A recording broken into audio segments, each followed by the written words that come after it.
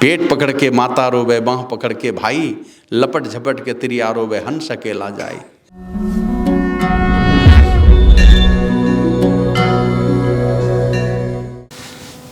किसी भी तरह से अभिमान नहीं पैदा होना चाहिए। तो डांट दिए और वो कागज का टुकड़ा फाड़ करके गंगा जी में विसर्जित कर दिए, भसा दिए।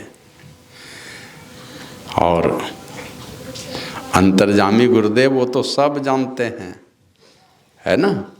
अभी देखते हैं, अभी तो सरकार कोई घटना को जानने के लिए सीसीटीवी की व्यवस्था करवाती है, और महापुरुषों का सीसीटीवी लगा हुआ ही रहता है।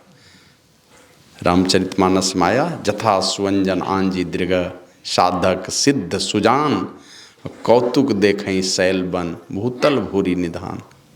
कौतुक देखते हैं, वो सारा खेल तमाशा देखते हैं। भूतल मन धरती के भीतर, है ना।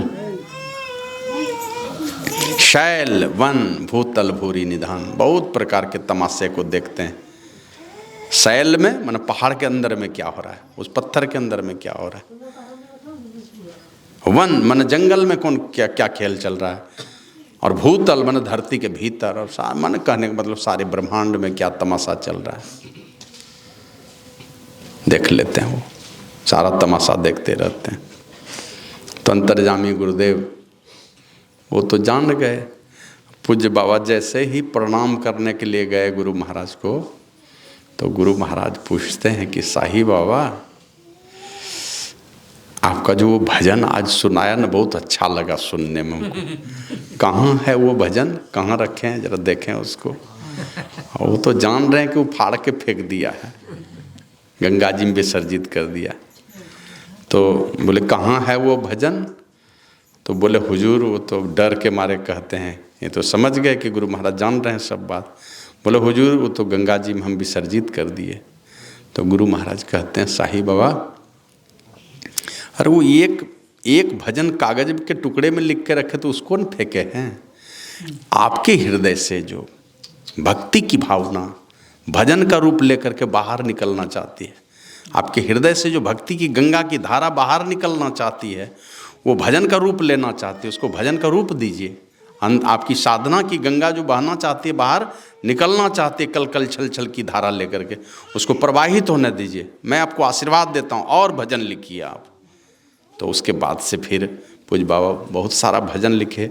उसमें से ये गोपाल दास दीन जो अनन्य सेवक रहे, उनके बड़ी कृपा उन्होंने की, उसको इधर उधर बिखरा हुआ था तो साहिब स्वामी भजनावली का रूप दे दिया, उसने छपवा दिया इसको। कुछ लोगों से इधर उधर पैसा मांग करके उसको छपवा दिया, तो कुछ हम लोगों के पास भजन के रूप में मिला है। तो इस बात का बड़ी विवाद हुआ था कुप्पा घाट में, क्यों लिखे सत्यलोक के वासी। क्या गुरु महाराज मर गए जो सत्यलोक वासी बना दिए, अभी शरीर ही है। तो शरीर भाव में जो अपने गुरुदेव को देखता है, उनकी यही स्थिति है, वो नहीं पहचान पाता है। और ऐसे गुरु महाराज तो अपने ही पद में लिखे हैं, घट पट तिहु के पार में साईं बसे हिया अंतरे। साईं कहाँ बसते हैं, हृदय के अंतर में। घट पट तिहु के पार में, माने तीनों पर्दों के पार चल, उस अपरंपार परमात्मा का दर्शन होता है। जौ मिलन को चाहता चटपट से कर संग तेरे। जानना चाहते तो इनकी संगति में जाओ, संतों की संगति में, तब पता चलेगा कि वो परमात्मा कहाँ बसते हैं। लेकिन गुरु महाराज अपने ही दूसरे पद में लिखते हैं, अंतर के अंतिम तह में गुरु हैं। यहाँ पर तो शरीर से जानेंगे, ये कायस्थ कुल के थे, गोरे थे, लंबे थे, MA PhD किए हुए थे, ये सब जानेंगे। लेकिन अंतर के अंतिम तह में चलेंगे, तब पता चलेगा कि वो कौन है, वो गुरु कौन है। तो वहाँ जाकर के पता चले गुरु और परमात्मा दोनों एक ही हैं। अंतर के अंतिम तह में जाके पहचान होगी। तो एक पूज्य बाबा लिखे, सुनहु सत्य लोक के वासी सदगुरु मोरी रे, विनय करो कर जोरी रे ना। जीव की जो दशा है संसार में आकर के, जीव मात्र की जो दशा है इस संसार में आकर के भटक रहा है।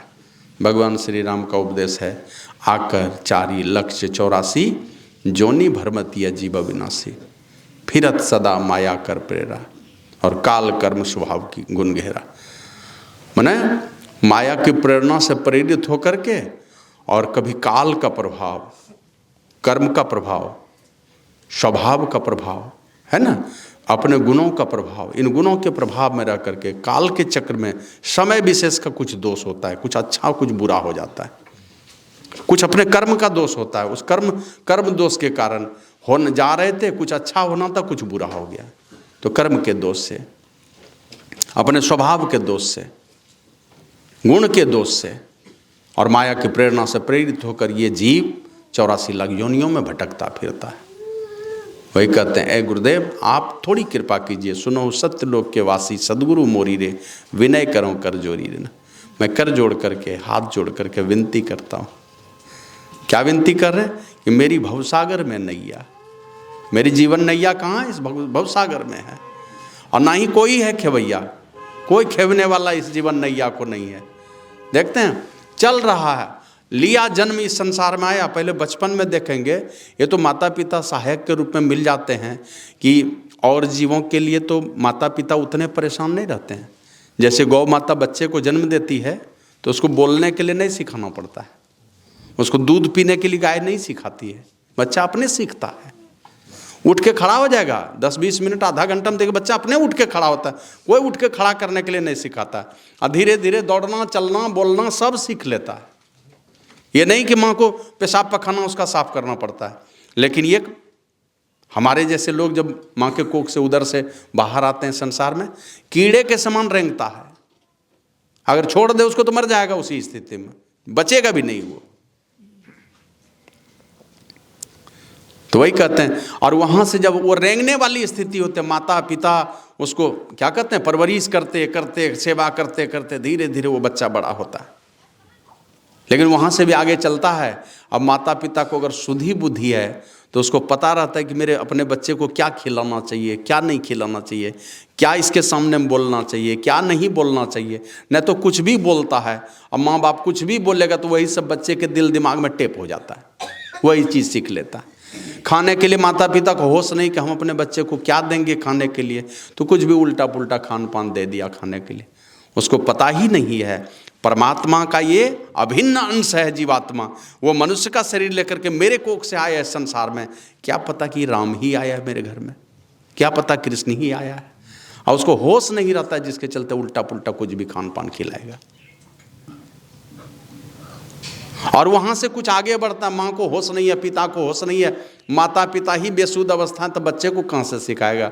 अब कहीं अच्छी संगति नहीं मिली, महापुरुषों की संगति नहीं मिली, तो जहाँ तहाँ पागल बन करके उल्टे पुल्टे साथी संगी दुनिया जहान में गलत गलत कर्मों के पीछे उस चक्कर में पड़ जाता है। और धीरे धीरे जवानी की जब आंधी आती है तब तो मत कहिए वो क्या करेगा। शुरुआती में तो कुछ सुधी बुद्धि नहीं है। अब बड़ा होने पर जब जवानी की आंधी उठती है, जवानी का तूफान उठता है, तो जवानी में सबसे बड़ा तूफान उठता है वासना का, काम वासना का तूफान। और विकारों का तूफान तो कम, लेकिन ये वासना का तूफान, काम वासना का तूफान तो पागल बनाता है आदमी को। क्या कर बैठेगा कहा नहीं जा सकता। ये तो हमारी संस्कृति में कुछ ऋषि मुनि हुए, उनका कुछ ज्ञान आया, वो ज्ञान मेरे अगर कोई समाज में सीखे हुए हैं तो वो समझाते हैं, उसके चलते लाज लगता है तो कुछ बात छिपा करके भी रख लेते हैं। नहीं तो छोड़ दिया जाए, छूट दे दिया जाए ना, तो पता नहीं है क्या करेगा। तो बेतहासा जहाँ तहाँ दौड़ लगाता है। वही बाबा साहिब स्वामी जी महाराज कहते हैं, चारों दिश की मोहे, चारों दिश की चार ये मेरी भवसागर में नैया, ना ही कोई है खेवैया, कोई खेवनहार नहीं है। और है नाव कहाँ पर, वो भी नहीं कि किनारे में बंधी है, भटक रहा है जामनता, दिशाहीन होकर के जीवन नैया चली जा रही है, सुख के तलाश में, कभी रूप के चक्कर में, कभी स्वाद के चक्कर में, कभी गंध के चक्कर में, कहीं अच्छे शब्द के चक्कर में। इसी प्रकार पढ़े हुए हैं। कभी कभी आप लोग पढ़े हों धम्मपद में एक कथा, जवान हुई एक लड़की, अब इतना धन दौलत माँ बाप को, अब भाग गई घर के एक नौकर के साथ, नौकर के साथ चली गई। तो वही लिखा है महर्षि वेदव्यास ने कि उल्लू को दिन में नहीं सूझता है और कौवा को रात में नहीं सूझता है, और जो वासना का अंधा होता है, कामांध होता है, उसको दिन रात नहीं सूझता है, कुछ नहीं सूझेगा, कुछ भी करेगा। तो लड़की भाग गई नौकर के साथ। अब माता पिता के ऊपर क्या गुजर रही होगी आप सोच सकते हैं। और वो नौकर के संग भागी, 2 बच्चे हुए बारी बारी से। एक बच्चे का जन्म हुआ और थोड़ा समय पाया, कोई काम भी नहीं है, तो थोड़े ही समय में दूसरे बच्चे के भी जन्म का समय आ गया, मतलब दूसरी बार भी गर्भवती हो गई। अब दूसरे बच्चे के जन्म का समय आया तो खाने कौन देगा, कुछ कमाए तब तो। लाज के मारे कहीं जा भी नहीं सकता था कमाने के लिए, कि मेरे जो ससुर हैं बड़े प्रतिष्ठित लोग हैं, जिधर जाऊंगा लोग देखेंगे तो निंदा करेंगे, तो लाज के मारे जहां मन तहां कमाने भी नहीं जा सकता था। तो उसकी पत्नी कहती है कि अजी चलिए हम लोग लौट जाएंगे, माता पिता क्षमा कर देंगे, चलिए लौट जाएंगे। सोच विचार करके चलो, माता पिता तो क्षमा करने वाले ही हैं, क्षमा कर देंगे। लेकिन आज सबको पता है बाल बच्चा जब इस तरह का गलती करता है ना, बाप कहीं सर उठा के देख नहीं सकता है। कितना शान से बोलने वाला माँ बाप है, और ये एक गलती के चलते माँ बाप की पगड़ी कहाँ चली जाती है पता नहीं। माँ का दूध ला जाता है, माँ तो घर से बाहर नहीं जाएगी, लेकिन बाप घुट घुट करके जीता रहता है। तो वहाँ से लौटा दोनों। अब लौटा तो थोड़ी दूर गया होगा, दूसरे बच्चे के जन्म का समय आ गया था, तो उसको कहता है थोड़ी लकड़ी की व्यवस्था कर दीजिए ना, ठंड लग रही है। तो वो गया जंगल में लकड़ी लाने के लिए, सूखी सूखी लकड़ी, और उधर ही एक विषधर सर्प ने काट लिया उसको, वहीं मर गया, आया ही नहीं जलावन लेके। अब उस अवस्था में ही क्या कहते हैं, प्रसव हो गया। और प्रसव हो गया तो पति भी नहीं आ रहे हैं, है जंगल में कोई है भी नहीं उसके साथ में, तो दोनों बच्चे को लेकर के साथ में वहाँ से निकलती है। कुछ समय के बाद थोड़ी दूर जाती है तो देखा सांप के कट्टे का निशान पैर में था, पति मरा हुआ था उसका। वो कहाँ लेके जाएगी उस लाश को, छोड़ दी। बाबा साहिब स्वामी जी महाराज के भजन में आया, जगत में कहने वाले यूं घनेरों मैं तुम्हारा हूँ, मगर ही हेर कर देखा सभी धोखा पसारा है। बाबा कबीर कहते हैं, माता कहे या पुत्र हमारा, बहन कहे वीर मेरा, अब भाई कहे या भुजा हमारी, नारी कहे नर मेरा, मन फूला फूला फिरे जगत में कैसा ना तारे। पेट पकड़ के माता रोवे, बाँह पकड़ के भाई, लपट झपट के तिरिया रोवे, हंस अकेला जाए। जब लग जीवे माता रोवे, बहन रोवे 10 मासा, 13 दिन तक तिरिया रोवे, फिर करे घर बासा।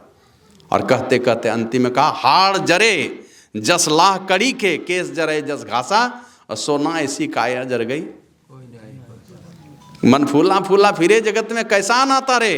ये जो गुमान में फूलते रिश्ता ना था, देखते हो कभी, कहते तो कि ये मेरे हैं, भाई हैं, पत्नी है, माँ है, बेटा है, अब मरोगे तो अकेले जर जाओगे। हार जर जाएगा जैसे लाह कड़कती है, और सारे बाल जल जाएंगे घास के तरह, और सोना ऐसी ये जो काया है ना, ये जल करके मिट्टी मिल जाएगी, कोई पास नहीं आने वाला। मर गया पति, बस खत्म, रिश्ते नाते। वो लड़की दोनों बेटे को लेकर के चली और आगे जाती है। पति छुटा यहीं पर, माँ बाप को तो पहले छोड़ के आया था। थोड़ी दूर गया है तो नदी मिली, एक बेटे को इस पार छोड़ा और एक बेटे को लेकर उस पार गई। और उस पार ले जा करके छोड़ा होगा बड़े वाले बेटे को, छोटे वाले बेटे को यहाँ छोड़ दिया, जो दूध मुँह बच्चा था उसको यहाँ छोड़ा। और उधर से आ रही थी इसको लेने के लिए, बीच नदी में घुसी है तो वो देखती एक बड़ा बड़ा बाज, बच्चे को मांस का लोथड़ा समझ के, मांस का टुकड़ा समझ करके बड़ा बड़ा बाज उस पर झपट्टा मारने लगा। तो ऐसे ताली बजा करके बाज को उड़ाना चाहिए, भगाना चाहिए। वो ताली बजाते हुए जो देख लिया ना, तो बड़े बेटे ने समझा कि माँ मुझे बुला रही है, यही समझ लिया। उस पार ये माँ ताली बजाते इधर बढ़ी, वो बेटा उधर से घुस गया पानी के धारा में। तो धारा तेज थी, बच्चा संभल नहीं सका। अब वो इधर दौड़ करके जा रहे और बच्चा बीच पानी में आ गया, पानी की धारा में बह गया। और जब तक मैं छोटे बेटे के पास जाता तब तक छोटा बेटा को बाज उठा के भाग गया, दोनों खत्म। अब हो गई अकेले। अब उदास मन से लौट करके गई उस पार। चलते चलते समय बीतता गया, 1-2 दिन बीता होगा, पहुंचा अपने गांव के निकट। अब गांव के निकट सुबह सुबह पहुंचे हैं, 2 आदमी मिल गए, गांव के ही परिचित आदमी। देख लिया तो फलाने सेठ की बेटी है। तो उनसे पूछा कि मेरे माता पिता की क्या हालत है, ठीक हैं कि नहीं मेरे पिताजी? दुखी तो खुद ही है, इसको पता चल रहा है बिना विचारे जो करे सो पाछे पछताए, और काम बिगाड़े आपनो जग में होत हंसाए। काम तो अपना बिगड़ चुका था और उसको पता है कि मेरी जग हंसाई ही हो रही है संसार में, तो फिर भी लजाते हुए पूछती है कि मेरे माता पिता की क्या हालत है। का वो देख रही है ना, वो धुआं कल तुम्हारे माता पिता सोए थे, माता पिता और तुम्हारे भाई, एक दीवार गिर गई और तीनों दब करके उसमें मर गए और तीनों का अग्नि संस्कार हो रहा है, उसी का वो धुआं उठ रहा है। हम भी वहीं से आ रहे हैं, अग्नि संस्कार में ही गए थे। माता पिता भाई तीनों चले गए। अब वहां से निकली, अब तो पागल हो गई वो। पति मर गया, दोनों बेटा खत्म हो गया, मतलब जिसके सहारे सोचा था सुख मिलेगा सब खत्म होता गया। पति चला गया, बेटा चला गया, माता पिता भाई को छोड़ के भागा था, तो माता पिता भाई ही इसको छोड़ के चला गया, है ना। श्री सद्गुरु महाराज की जय। अब वहां से भागी पागल होके, बदन का सारा कपड़ा फाड़ के फेंक दी, पगली हो गई वो, है ना, स्मरण शक्ति खत्म हो गई। और वहां से भागे भागे को ढेला पत्थर चलाए। ये तो संयोग ऐसा बना, भगवान बुद्ध ने दूर से ही देखा। और शायद हमने कभी बताया था कि ये रडार स्टेशन किस प्रकार काम करता है। कोई भी दुश्मन देश का जहाज आपके देश में हमारी सीमा में प्रवेश नहीं कर सकता है। वो रडार क्या करेगा, कोई भी दुश्मन देश के जहाज को कहेगा नीचे उतरो, आप उतर गए तो ठीक है, नहीं उतरिएगा तो उसको ताकत है उतार लेगा, है ना। उसी तरह संत महात्मा एकदम रडार के समान उसकी शक्ति होती है। पूरे ब्रह्मांड में कहाँ क्या हो रहा है, इनकी अपनी मर्जी, जो चाहेगा करवा लेगा। बस ये अपने शक्ति से भगवान बुद्ध ने उस पागल लड़की के दिशा को फेर दिया। भागी जा रही थी जहाँ तहाँ पागल के तरह। अब भगवान बुद्ध अपनी शक्ति से, अपनी यौगिक शक्ति से उस लड़की को प्रेरित किया और प्रेरित करके अपनी सभा में बुला लिया।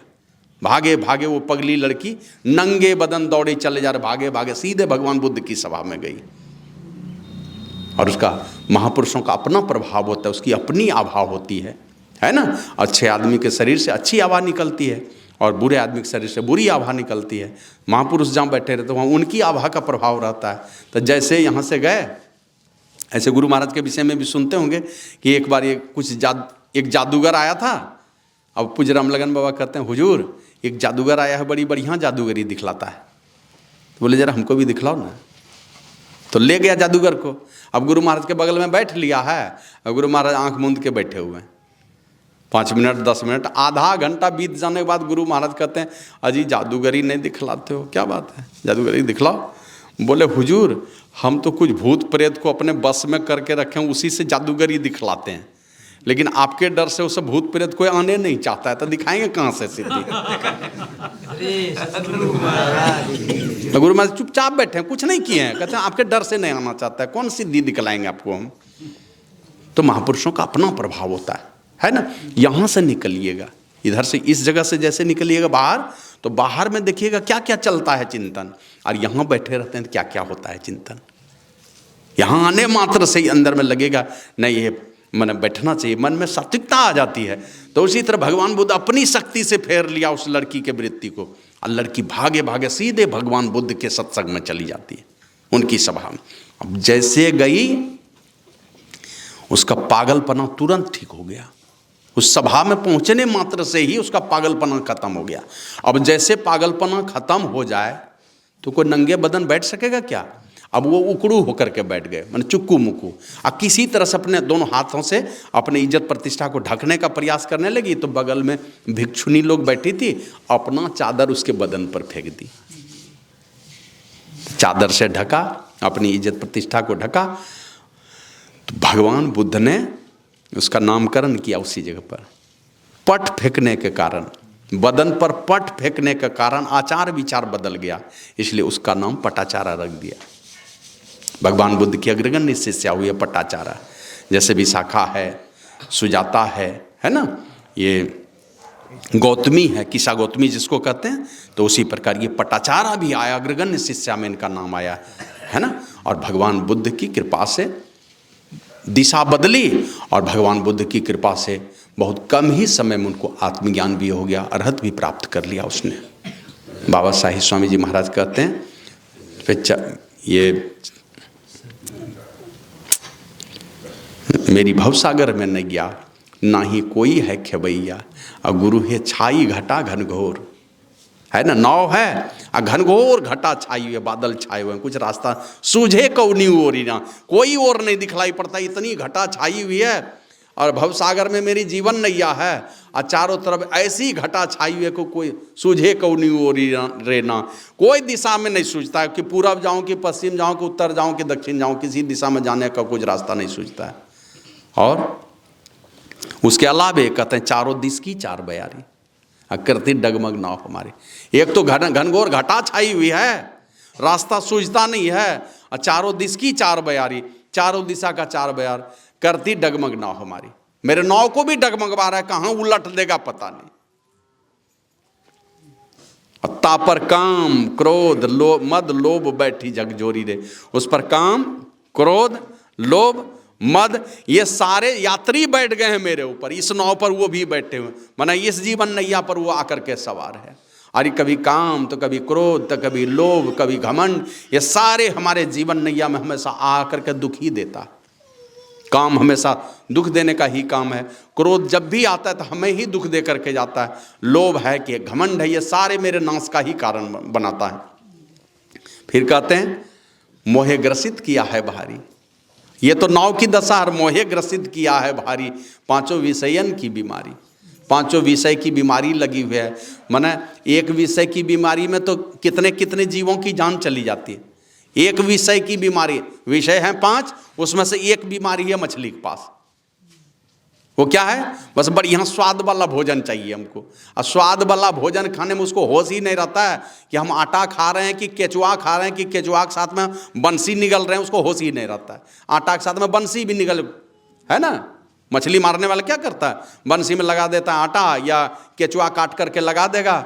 वो मछली खाने के चक्कर में, इस जिह्वा के स्वाद के चक्कर में उसको होश ही नहीं रहता है कि हम बंसी खा लेंगे और मेरे गले में जाके अटक जाएगा और हम दूसरे का ग्रास बन जाएंगे, दूसरे का भोजन बन जाएगा, उसको होश ही नहीं रहता है। तो एक विषय में उसकी जान चली जाती है। ये क्या कहते हैं, ये पथरगामा की तरफ जो बढ़ते हैं गोड्डा से, तो एक जगह धमसाएं पेट्रोल पंप पर एक दिन इसी तरह गर्मी का दिन था, हम लोग डीजल लेने के लिए गए थे। अब डीजल जैसे ले रहे हैं ना, तो जो डीजल भरने वाला था उसको कहे जी सुन सुन सुन देखो क्या हुआ, मैंने हमको डर लग गया। वो जो बड़ा वाला वेपर लाइट था ना, ऊपर मुंह कर दिया था और उससे पूरा धुआं निकल रहा था, धुआं निकल रहा है पूरा। तो हमको लगा कि शायद आग लग गई है, कहीं शॉर्ट सर्किट हुआ, आग लग गई है। तो वो हमको कहता है बाबा आग नहीं लगी है। कहा तब वो जो वेपर ऊपर कर दिए है ना, तो कीड़ा सब जो आ करके उस आग को खाने के चक्कर में आता है। हाँ, ये आंख को बड़ा अच्छा लगता है उसको, कहा उसको लेने के लिए आता है, सोचता है बहुत बढ़िया चीज है, और देखने के चक्कर में उस शीशा से जो सटता है ना, सब जल जल करके धुआं होते जाता है। अब कीड़ा फतिंगा को लगता है कि बढ़िया चीज है देखने का, और देखने के चक्कर में उसकी जान चली जाती है। श्री सद्गुरु महाराज की। एक भौरा है, जाता है कमल पर बैठा और रस चूसने में इतना मस्त हो जाता है वो कि उसको पता ही नहीं रहता है कि शाम होने वाली है, और धीरे धीरे कमल की पंखुड़ी ऐसे सिकुड़ जाती है शाम को। अब भौरा चला गया भीतर, और सुबह सुबह जानता है हाथी कब कमल खिलने वाला है, सुबह सुबह हाथी घुसता है। जिस सरोवर में कमल रहता है ना, वहाँ हाथी के आने की संभावना ज़्यादा रहती है, उसको बड़ा पसंद है कमल का फूल। और वो आता है सुबह सुबह हाथी, बस सीधे सूंड से तोड़ा और कमल को लिया अपने पेट में, कमल के साथ में भौरा भी चला गया पेट में। तो गंध के चक्कर में उसकी जान चली जाती है। इस आंख दोष के कारण पतिंगे की जान चली जाती है, जिह्वा के चक्कर में मछली की जान चली जाती है, सुनने के कारण हिरन की जान जाती है। हाँ, लगा दिया जाल, अब धुन छेड़ता है यहाँ से, और उस धुन को सुनने के चक्कर में हिरन की जान जाती है ना। और पतंग नहीं, स्पर्श सुख के लिए स्पर्श सुख लेना चाहता है। अब स्पर्श सुख के लिए वो हाथी है, जंगली हाथी, और जो हाथी पकड़ने वाला है ना, वो दूसरे हथनी को ले जा करके या हाथी का रूप बना दिया और उस पार में रख दिया, बीच में गड्ढा करके कीचड़ तैयार कर दिया, और उसी पर हरे भरे पत्ते छोड़ देते हैं। ये हाथी जाता है, उसके पास जाना चाहता है, बीच में वो कीचड़ में धंस करके जान गंवाता है। तब मृग, मीन, भृंग, पतंग, कुंजर एक दोष भी ना सही, अब पांचों दोष असाध्य जामे ते ही के तिका सही। पांचों दोष है मानव मात्र के अंदर में, पांचों चीज, मैंने रूप भी चाहिए। और इसीलिए बाबा कबीर कहते हैं, पांचों चोर, ये संचरण दास जी, पांचों चोर सदा मग रोकत, इनसु कर छुटकारी, सदगुरु नायक के संग मिली चल लूट सके निधारी। ये पांचों चोर, आंख, कान, नाक, जिह्वा, त्वचा, हमेशा ये अपने विषयों के तरफ दौड़ लगाने के चलते हमें ठगने का काम करती है। ये चोर है, चोर आपके भक्ति की पूंजी को चुराने का काम करती है। इसलिए इससे सावधान रहने के लिए गुरु के चरण शरण की आवश्यकता है। तो वही कहते हैं, मोहे ग्रसित किया है भारी, पांचों विषयन की बीमारी। पांचों विषय की बीमारी ने मुझे ग्रसित किए हुए है, माने पांचों विषय का दोष हमारे अंदर में है। एक दोष से एक जीव की जान जाती है, हमारे अंदर में तो पांचों असाध्य दोष हैं, माने किसी दोष से हम बचे हुए नहीं है। पांचों विषयन की बीमारी, ताते निज बल बुद्धि कुछ काम करे नहीं मोरी रे। बल भी है, बुद्धि है, कुछ काम नहीं करती। इसलिए पांचों विषय की बीमारी से जब ग्रसित होता है ना, तो बल बुद्धि सब बेकार हो जाता है। जैसे क्रोध होगा ना, कितना हूं बुद्धि है, बुद्धि सीज हो जाती है। कितना हूं ताकत है, वासना में अंधे हो गए, वासना में अंधे हैं तो कितनों ताकतवर आदमी है, आपका मटिया मेट होना है।